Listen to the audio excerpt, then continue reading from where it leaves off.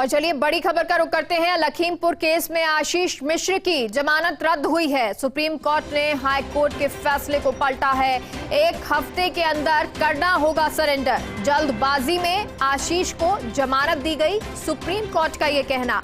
Allahabad high court ने पीड़ित पक्ष को नहीं सुना। सुप्रीम कोर्ट ने कहा हाई कोर्ट को दोबारा भेजा गया मामला। सुप्रीम कोर्ट हाई कोर्ट से नए सिरे से जांच के लिए कहा है। तो सुप्रीम कोर्ट ने हाई कोर्ट से नए सिरे से जांच के लिए कहा। और ये बड़ी खबर आपको, लखीमपुर केस में आशीष मिश्र की जमानत रद्द। ये बड़ी खबर, सुप्रीम कोर्ट ने हाई कोर्ट के फैसले को पलट दिया है। 1 हफ्ते के अंदर सरेंडर करना होगा आशीष मिश्र को और जल्दबाजी में आशीष को जमानत दी गई, ये सुप्रीम कोर्ट की तरफ से कहा गया। इलाहाबाद हाई कोर्ट ने पीड़ित पक्ष को नहीं सुना। सुप्रीम कोर्ट ने कहा हाई कोर्ट को अब दोबारा भेजा गया है मामला और सुप्रीम कोर्ट हाई कोर्ट से नए सिरे से जांच के लिए कह चुकी है। गौरव हमारे साथ जुड़ गए हैं दिल्ली से। गौरव, क्या पूरी जानकारी रही, क्या कुछ सुप्रीम कोर्ट ने कहा, बताएं जरा।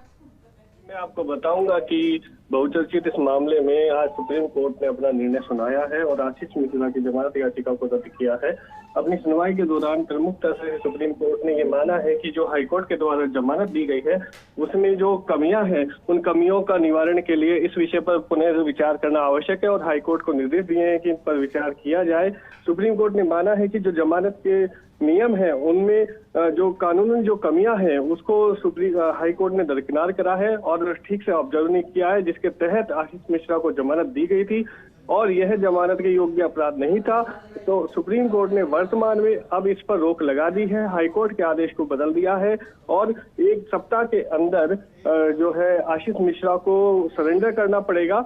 तो कुल मिलाकर हम कह सकते हैं कि आज जो निर्णय है सुप्रीम कोर्ट के द्वारा वो कतई आशीष मिश्रा के पक्ष में नहीं है और जो याचिकाकर्ता थे, पीड़ित थे, उनको कुछ राहत है। जी अच्छा गौरव, ये भी कहा गया कि जल्दबाजी में आशीष को जमानत दी गई है हाईकोर्ट की तरफ से।